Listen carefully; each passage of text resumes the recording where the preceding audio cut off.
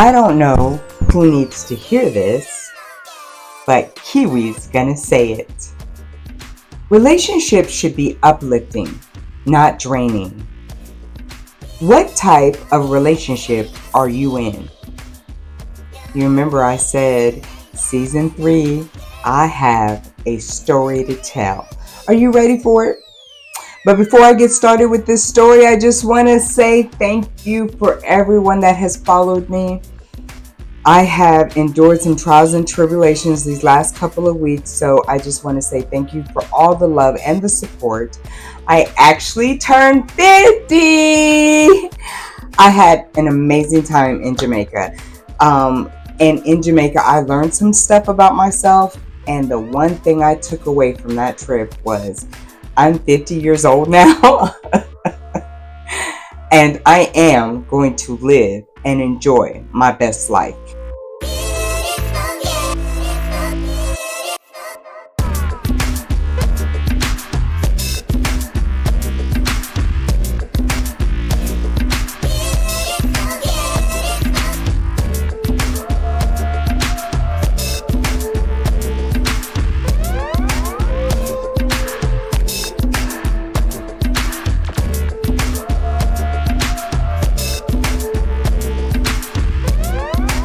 Haven't done so already, why not? Like and subscribe.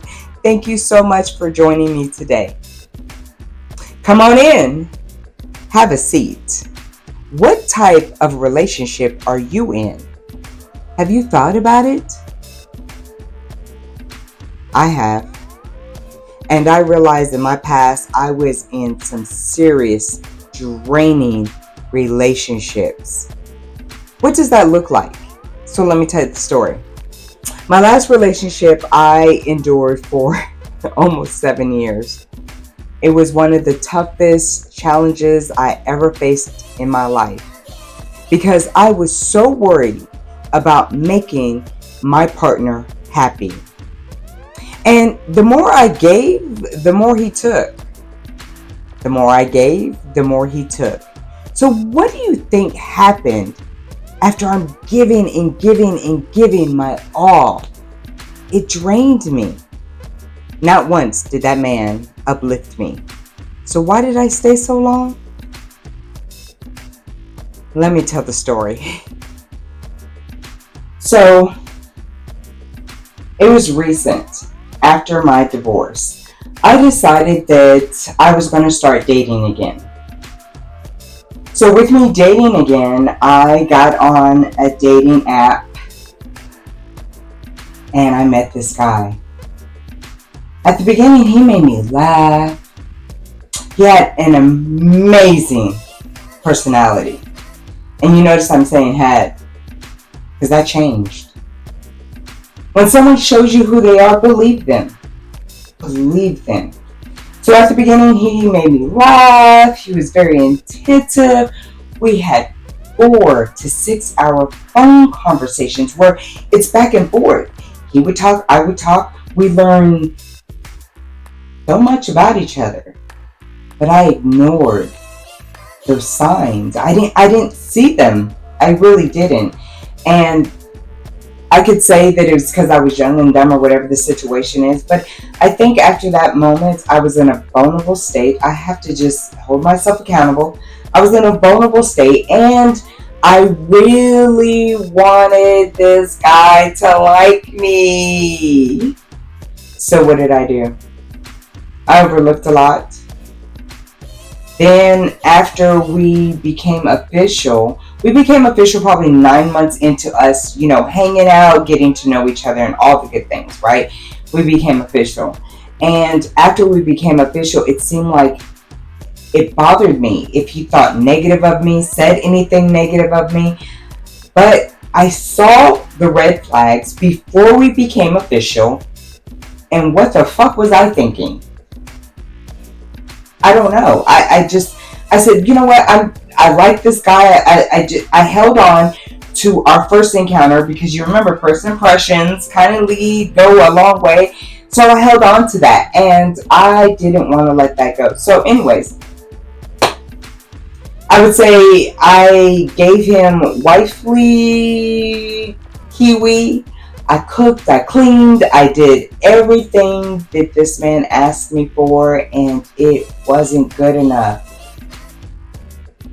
It's amazing when someone's not happy internally, they can actually project that on you. Don't let someone do that. Do not let someone's misery be projected on you. Like I said, a relationship should not be draining, but uplifting. Now, there were certain things that, I did take away from this relationship. Don't get it twisted. I took away a lot. I learned a lot. And the end result was I realized I sacrificed my everything, sometimes my integrity. And so I found myself making all the sacrifices, and I wasn't really getting much in return. Let me clarify. He liked to spend his money on me. He was very nice about that.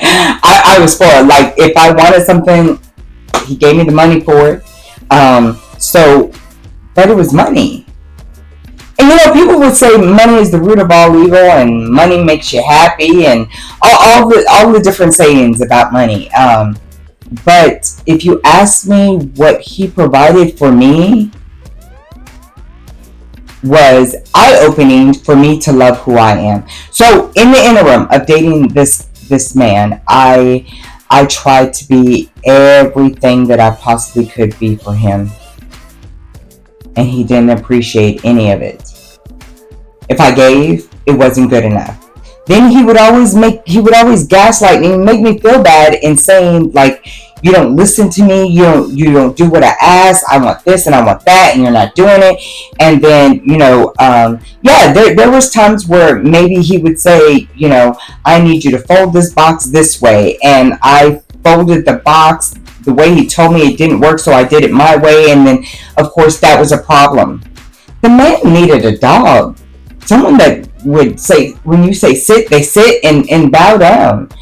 I'm a human being. I jeopardized who I was to make somebody who was clearly internally miserable happy. What did I take away?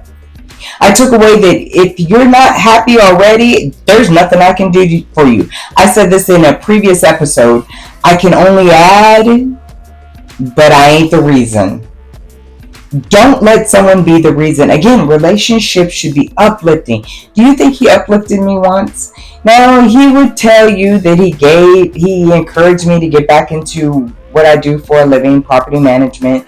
And he probably is around there, saying that this is the reason why I am in the position that I am in. But is it? No. You know why? Because I was already doing this 20 years prior to even meeting him. I just got out of the business because sometimes it could be stressful, but he encouraged me to get back in it, and I did. And yes, it's still stressful. It hasn't changed. It's actually gotten worse over the years. But anyways, so with this guy, it became very controlling. I was in a very controlling relationship. I did all the things that I thought was good, but it was never good enough. I fixed his plate and served it to him. Not good enough. I didn't put enough. It was always a complaint. I didn't put enough vegetables, or I didn't do this, I didn't do that. Instead of a simple thank you, I would actually leave work, fight traffic, come home, cook, and serve this dude. And he got off way before I did. So he's at home. What do you think he was doing? Exactly.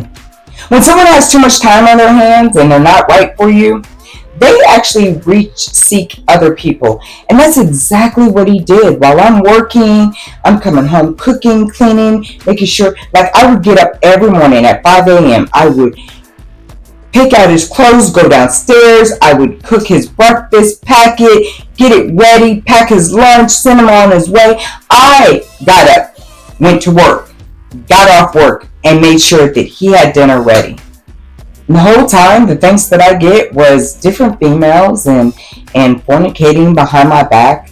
And wow, thank you so very much. You know what I'm saying?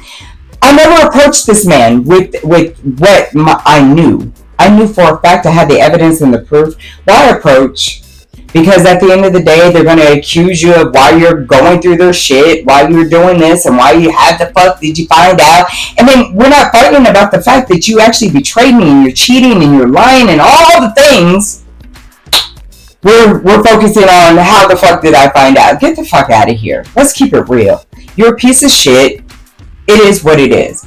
Thank you, though, because what I took away was that do not take your precious gift that you have to offer somebody and just give it to any old body. Let them earn that shit. I gave it to this man because of how I felt at the beginning, but he didn't keep it up. But I kept my end of the bargain up. When I first met him, I cooked, I cleaned, I did all that shit, and I still did it. I even sacrificed so much. I walked away from people that I know, family and friends. I uprooted my life and I followed them to another state to support. And the whole time, you're fucking and dealing with other fucking females? Like, I would prefer you to say, I just don't want you no more. Move the fuck out of my way so I can find me somebody else. Whew. That was stress relieving. But I can only blame myself. You know why? Because he was just being who he is. And I accepted it. I turned another cheek. I knew I had the evidence. And I stayed. Who the fuck does that? Someone that does not love themselves. Someone that is seeking validation from someone that doesn't even give a fuck about you. Why are we doing this? Both men and women. Why are we in relationships when we're not being fulfilled? Are you afraid to be alone? Are you afraid that you can't find nobody else that can actually do right by you? We settle for the bullshit.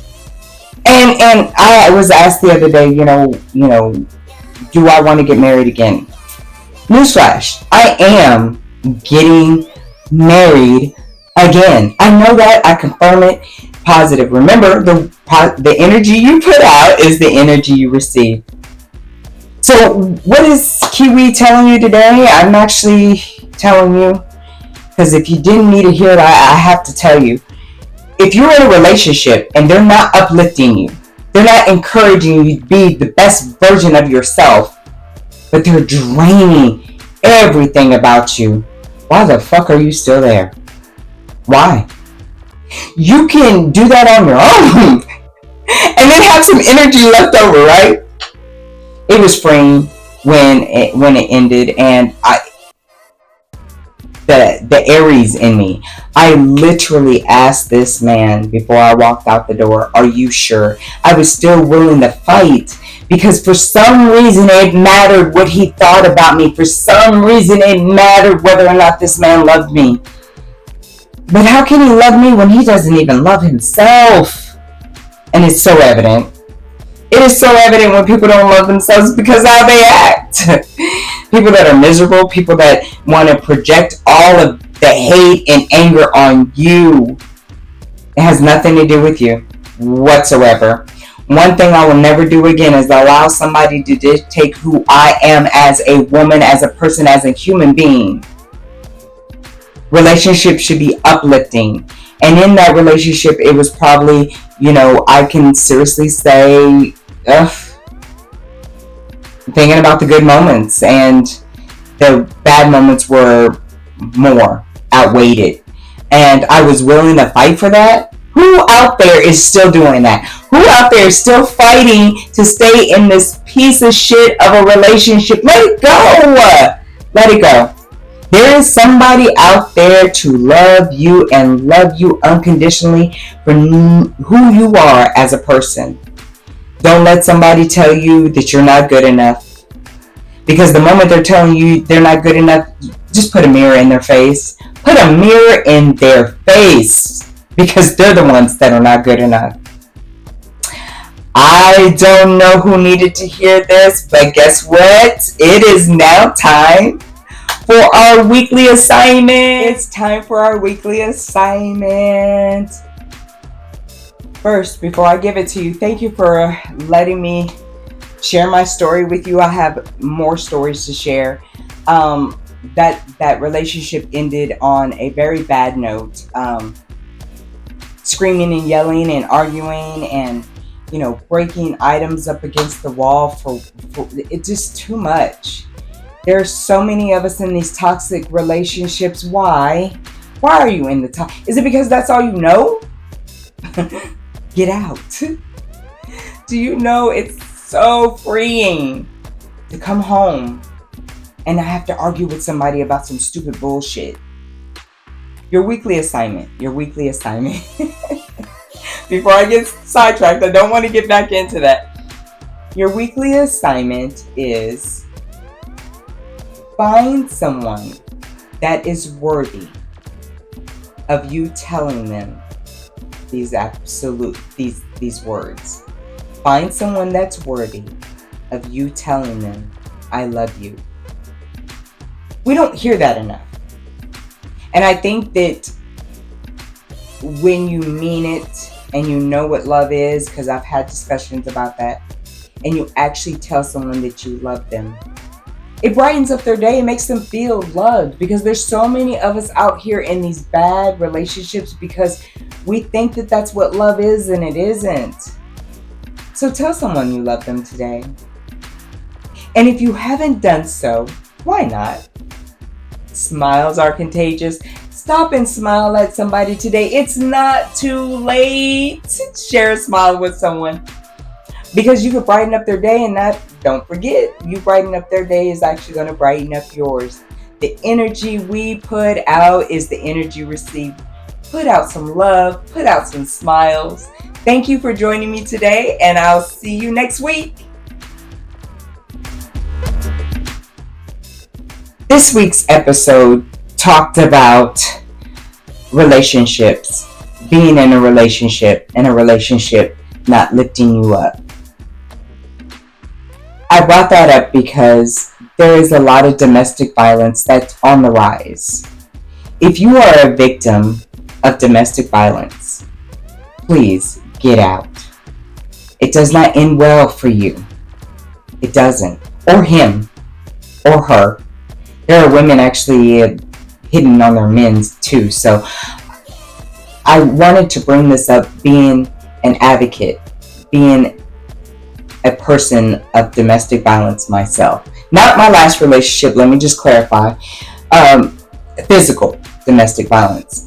Domestic violence can be just the verbal abuse and the verbal stripping down of your security, making you insecure, making you feel like you have to be in that relationship. I went from one domestic violence relationship to the next, to the next, to the next. And now I'm in a relationship that, with myself, that is very freeing, that is very uplifting. You don't have to have a physical person to be in a relationship. Have your relationship with God. Have your relationship with your children, your mother, your father, whoever. But make sure that it's healthy. Domestic violence is real, people. And if you hear your neighbors fighting, why don't you call? You don't know how far it can go.